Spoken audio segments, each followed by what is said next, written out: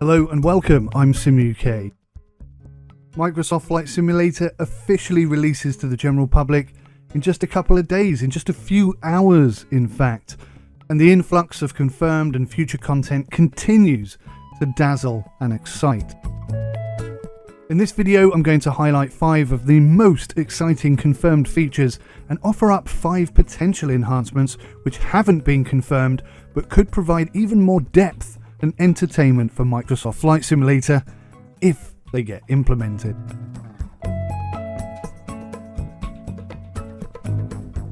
First up then, third-party sceneries, airports, utilities and airplanes. With the new Microsoft Marketplace opening up, Microsoft have had over 800 third-party developers already join the plan. And whilst Microsoft confirmed existing areas are going to be continuously improved throughout the sim, there are still many enhancement opportunities for third-party developers. And with Microsoft Flight Simulator running so well on even the most modest spec PCs, with that frame rate limitation reduced, we can expect to see even more detail added without that dreaded FPS loss that we've always suffered in flight simulation. So I'm sure you've probably all heard already that Orbex has already announced a whole bunch of new products are being developed for the simulator. They're not just porting old existing stuff over. There's a plethora of different companies that provide sceneries and airports and have been doing so for years and years and years, and we can expect them to make announcements, I would have thought, over the next week or two. But certainly Orbex has got to be one of the biggest out of all of them, and Orbex have already been chomping at the bit to get their stuff out, so we can expect a whole host of new content coming from Orbex immediately. More exciting than that, at least for me, the airplanes that are going to be on offer. PMDG were, I think, the first third-party developer to announce that they were going to start producing aircraft. They've announced the Boeing 747, the 777, the DC-6 and the 737NG.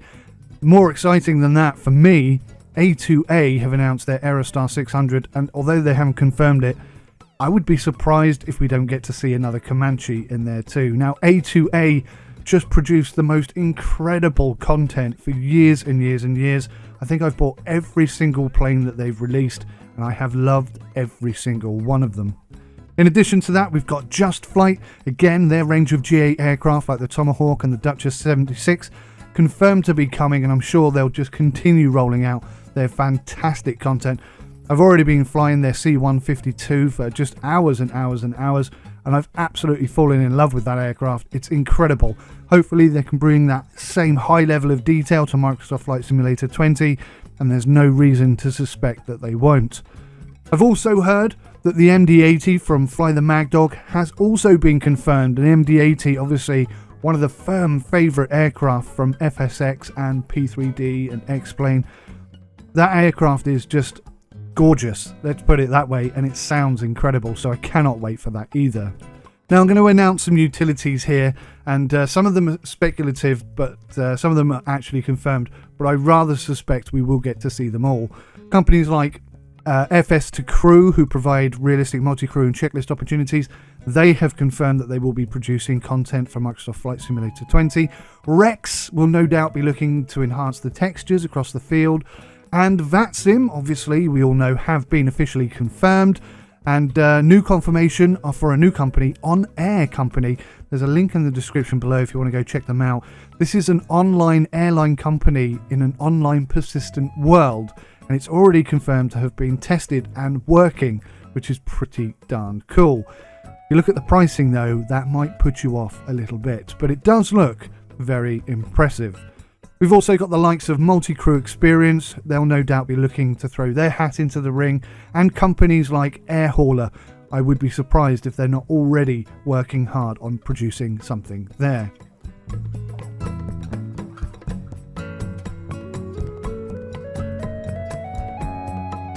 Now, flight simulation would be nothing if it weren't for the freeware content that people create. There are some incredible creations in terms of aircraft add-ons, texture effects, just so many improvements can be made to a flight simulator just by using freeware. Now, nothing has been confirmed. I haven't seen any confirmation of how freeware would work in this situation, but I do hope we get to see this. The community around flight simulation is probably one of the best in the world. They're so giving, they're so talented, and apparently there are no restrictions to gaining access for the SDK, so my fingers are crossed that we will see a plethora of freeware hitting, I was going to say the stores, but I guess not, hitting our PCs in the near future.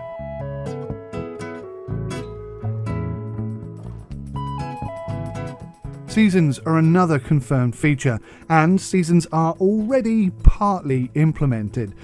Apparently snow is already partly implemented. It will be present. When snow falls from the clouds, it will gather and it will cover the ground and the buildings, etc.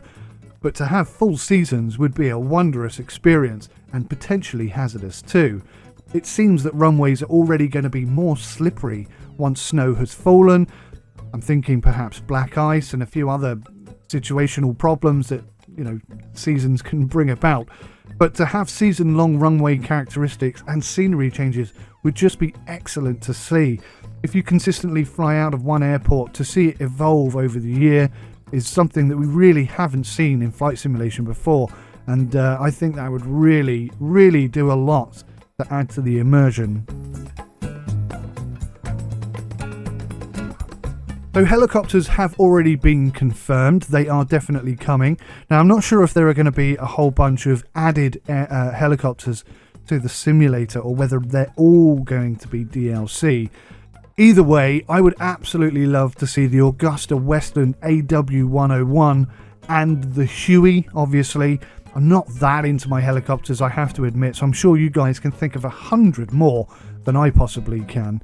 But I'd also like to see gliders implemented into the game. I think that would be a tremendous inclusion, and I hope we get to see pretty much everything, whether that be directly from the sim, from third-party developers, or even as freeware add-ons.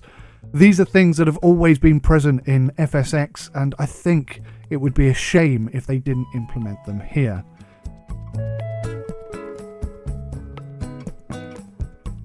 In addition to that, I'm thinking about historical and even futuristic aircraft. Obviously, back in the day, we had the Wright brothers' now somewhat controversial first flight. This was in previous editions of FSX, as we saw from the Microsoft History of Flight video that they released a couple of days ago. But I'd also like to see World War I aircraft, World War II classics like the B-17, the Mosquito, and of course the Harrier, the Lancaster, and the Spitfire.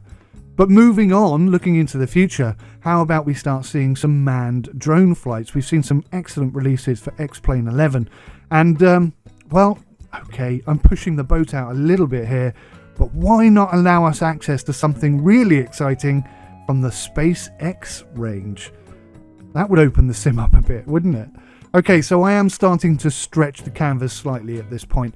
So from here on, these are just ideas, I think, great ideas, which we might still get to see, be it not necessarily from the sim itself, but by third party or otherwise. But these are 5 things I definitely would like to see in Microsoft Flight Simulator. I really think they would enhance the simulator even more. And I'm just getting excited thinking about it already. First thing I'd like to see, and this has only been partly implemented in X-Plane 11, and I've got a review coming up on this soon.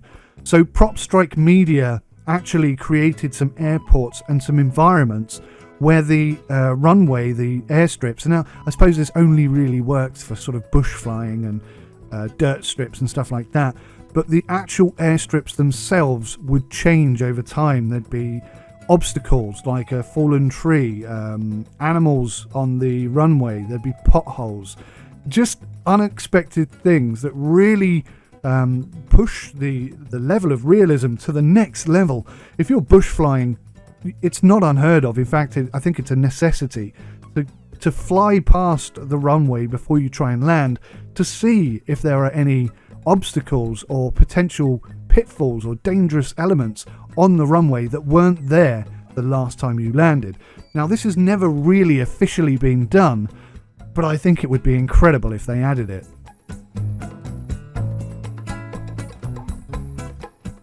Back in the day, FSX was kind of pushing online competitive flying and racing events like air shows, for example. Now, this is something that could be absolutely electric now when you consider the performance that Microsoft Flight Simulator is delivering and the base sceneries which are already on offer. Like I say, we briefly saw this in FSX, but maybe somebody somewhere could come up with proper leagues and events. I think that would be excellent, especially if you were able to book a spectator seat.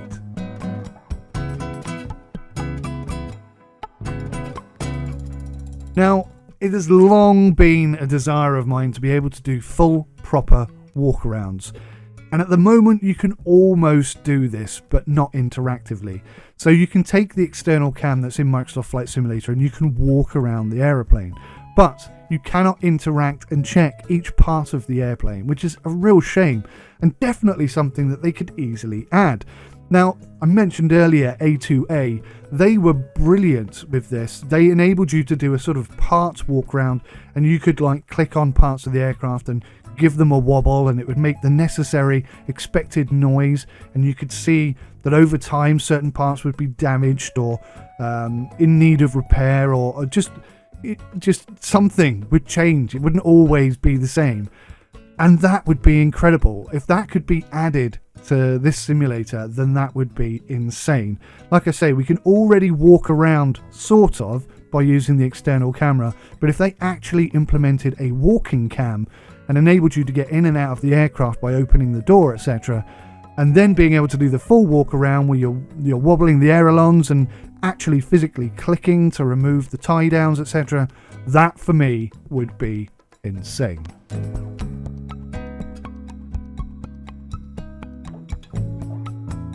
Now, another feature which actually is part of the confirmed features and should have been higher up, but I've left it here because of the walk-around thing that I've just mentioned, but co-op piloting, having two people in the same aircraft flying the same plane, is a confirmed feature.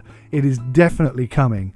If you combine this feature with the ability to walk around, then it's almost possible that we could not only have co-op piloting, but we could have co-op flying. So bear with me a second on this. Imagine you and a buddy, you're out flying around and you have misjudged your fuel.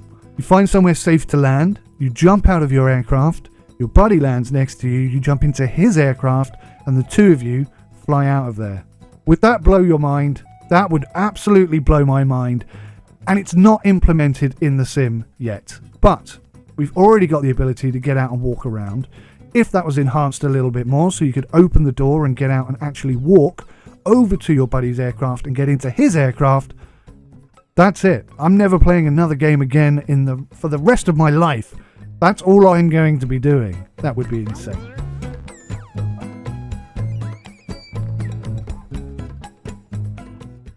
Now, there are two different kinds of hardcore sim personalities within the flight sim world.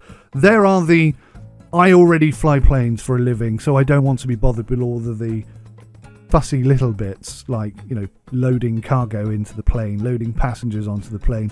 There are people who think missions and careers and campaigns are arcadey and unnecessary. They're not, actually. They enhance the flight simulation considerably. There are missions in the game already, but I would really like to see career added to that. I would like to see the opportunity for you to work your way up through the ranks with PPL and other like IRL tests, etc., night flying tests.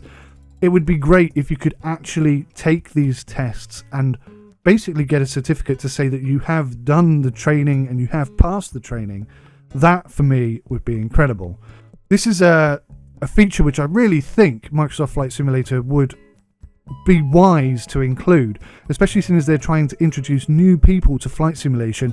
These training elements could really show not only how hard flying really is, but also help people to really understand and learn how to fly an aircraft properly. Now, I don't suspect that we'll ever actually get to see this. Maybe, potentially from a third-party developer. There are companies like FS Flight School, and I'm doing a review on that at the moment, they might very well be able to pick up this baton and run with it for Microsoft Flight Simulator.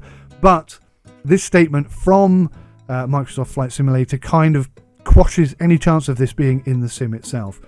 They said the simulation genre were often already aware of how they are meant to approach the provided sandbox, which is why the development team had specifically decided to opt out of making a career mode, keeping the game a lot more open and avoiding arcadey missions. Yet they allow Xboxes to run this, Xbox controllers to fly sims, and obviously simplified simulation and zero damage. So it's okay to be arcadey in some areas, but not this area. The whole point of a career, really, is to entice you back to the flight sim, to give you something to do.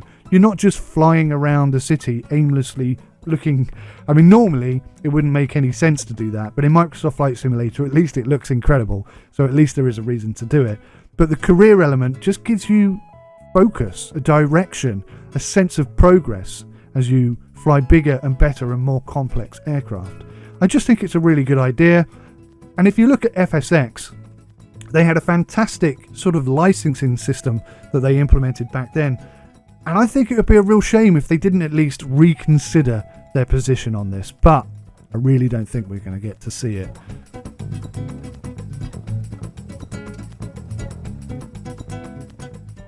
Full economy systems. Now, I've already mentioned a company up top there. In fact, I mentioned a couple of companies up top there.